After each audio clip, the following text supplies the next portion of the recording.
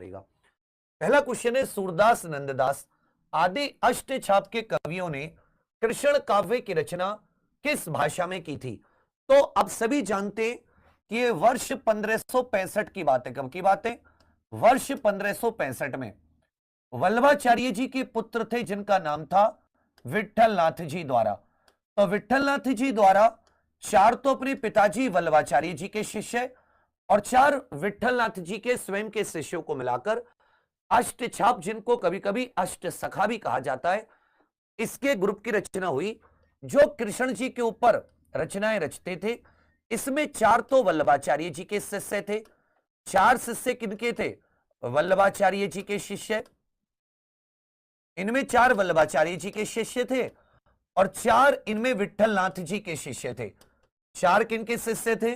विट्ठलनाथ जी के शिष्य। ध्यान दीजिएगा, इसमें बहुत इंपॉर्टेंट है।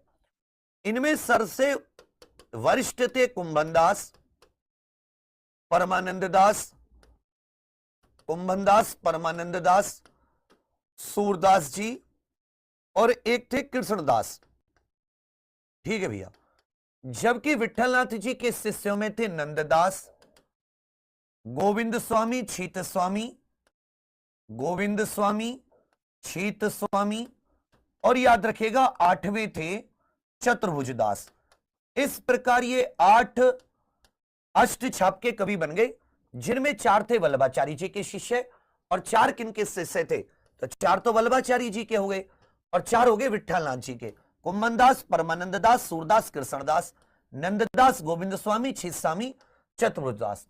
कृष्ण काव्य की रचना ये सभी ब्रज भाषा में करते थे। पहले का उत्तर भी आपका बिल्कुल सही है। तो यहां से आपके 2 क्वेश्चन और क्लियर हो जाते हैं। अष्टछाप समूह की रचना किसने की या अष्टछाप समूह की स्थापना, सभी लोग कमेंट्स के माध्यम से बताइए, अष्टछाप समूह की स्थापना किसने की? तो आप बताओगे विट्ठलनाथ जी ने। कब की? 1565 ईस्वी में। 4 इनके पिताजी वल्लभाचार्य जी के शिष्य थे, 4 इनके शिष्य थे। ये मुख्य रूप से कृष्ण काव्य की रचना करते थे और वो भी किस भाषा में? ब्रज भाषा में।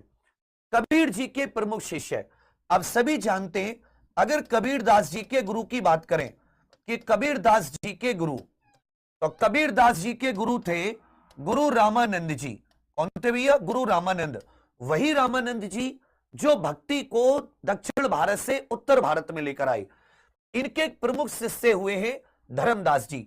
धर्मदास जी द्वारा ही बीजक का संकलन किया गया, जो साखी शब्द रमेनी को मिलाकर बीजक नामक जो ग्रंथ है, बीजक नामक ग्रंथ का संकलन किया गया। बीजक ग्रंथ याद रखिएगा कबीरदास जी की रचनाओं का संकलन है। इसके संग्रहकर्ता कौन है? इसके संग्रहकर्ता धर्मदास जी हैं। तो पहले का उत्तर भी, दूसरे का उत्तर भी, दोनों का भी आपका बिल्कुल सही है। हिंदी साहित्य के इतिहास में काल विभाजन का सर्वप्रथम प्रयास इनमें से किसने किया? देखिए, इनका हिंदी के विकास में या हिंदी की एक आप कह सकते हैं सेवा में इनका बहुत बड़ा योगदान है। ये पहले लिंग्विस्टिक सर्वे ऑफ इंडिया के हेड बने, लिंग्विस्टिक सर्वे ऑफ इंडिया के हेड भी बने, लिंग्विस्टिक सर्वे ऑफ इंडिया के हेड बने, लिंग्विस्टिक सर्वे ऑफ इंडिया के ये हेड भी बने। इन्होंने भारत में कौन कौन सी प्रमुख भाषाएं बोली जाती हैं, किन किन भाषा परिवारों में बटी हुई हैं, उनके बारे में भी। फिर इन्होंने modern vernacular literature of Hindustan, vernacular literature of Hindustan नाम से इन्होंने ग्रंथ लिखा। लिटरेचर ऑफ हिंदुस्तान नाम से इन्होंने, याद रखिएगा, एक ग्रंथ लिखा है। यह हिंदी साहित्य के इतिहास में काल विभाजन का पहला प्रयास डॉक्टर ग्रियर्सन के द्वारा। किसके द्वारा? डॉक्टर जॉर्ज अब्राहम ग्रियर्सन के द्वारा। तीसरे का उत्तर भी आपका बिल्कुल सही है। पुष्टि मार्ग के प्रवर्तक कौन है? प्रवर्तक का अर्थ होता है जिन्होंने सती पुष्टि मार्ग की स्थापना की है। पुष्टि मार्ग के प्रवर्तक या संस्थापक, तो पुष्टि मार्ग के संस्थापक स्वामी वल्लभाचार्य जी रहे हैं, जिन्होंने शुद्धाद्वैतवाद का सिद्धांत दिया था। किसका सिद्धांत? शुद्धाद्वैतवाद। सूरदास जी इनके प्रमुख शिष्य थे। इन्हें पुष्टि मार्ग का जहाज कहा गया है। सूरदास जी को पुष्टि मार्ग का जहाज कहा गया है। तीसरे का उत्तर भी, चौथे का उत्तर भी आपका बिल्कुल सही है। रुद्र संप्रदाय के प्रवर्तक कौन है? निराला द्वारा रचित ललित गीतों का संग्रह कौन सा है? ललित गीतों का संग्रह इनके द्वारा रचित कौन सा है? निराला जी। निराला जी याद रखिएगा मुक्त छंद के समर्थक थे। इनको महाप्राण भी कहा जाता है, इनको महाप्राण भी कहा जाता है। रुद्र संप्रदाय छायावाद के स्तंभ भी कहे जाते हैं। सूर्यकांत त्रिपाठी निराला ये छायावाद के स्तंभ भी कहे जाते हैं। तो रुद्र संप्रदाय के प्रवर्तक कौन है? इनमें से विष्णु स्वामी ये रुद्र संप्रदाय के प्रवर्तक है। बाकी के बारे में जान लेते हैं। वल्लभाचार्य जी शुद्धाद्वैतवाद, शुद्धाद्वैतवाद। रामानुजाचार्य जी ने विशिष्टाद्वैतवाद का सिद्धांत दिया। किसका भैया? विशिष्टाद्वैतवाद। रामानुजाचार्य जी ने किसका सिद्धांत दिया? विशिष्टाद्वैतवाद। मध्वाचार्य, निम्बार्काचार्य आदि शंकराचार्य जी ने अपने अपने सिद्धांत दिए। निराला जी की द्वारा रचित ललित गीतों का संग्रह यह गीतिका नाम से रचा गया। किस नाम से? गीतिका नाम से।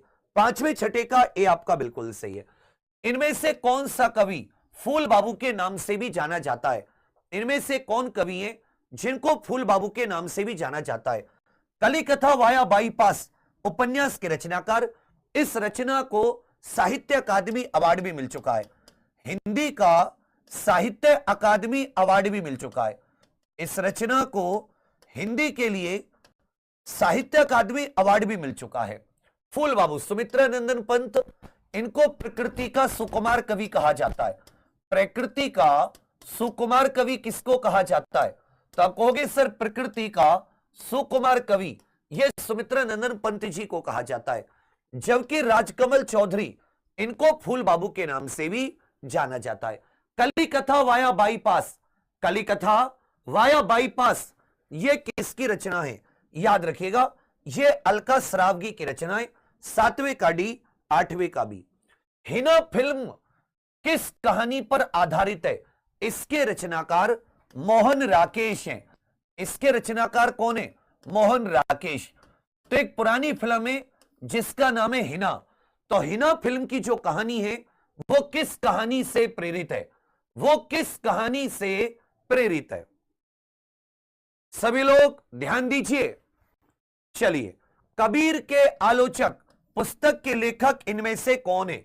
कबीर के आलोचक नाम से पुस्तक के लेखक आपसे पूछा है। कबीर के आलोचक नाम से कौन है? सभी लोग उत्तर दीजिए। तो हिना फिल्म का जो कहानी है वो मलबे का मालिक। हिना फिल्म की कहानी किस पर आधारित है? यह मलबे का मालिक पर आधारित है। और कबीर के आलोचक पुस्तक के लेखक डॉक्टर धर्मवीर हैं। कबीर के आलोचक इस पुस्तक के लेखक डॉक्टर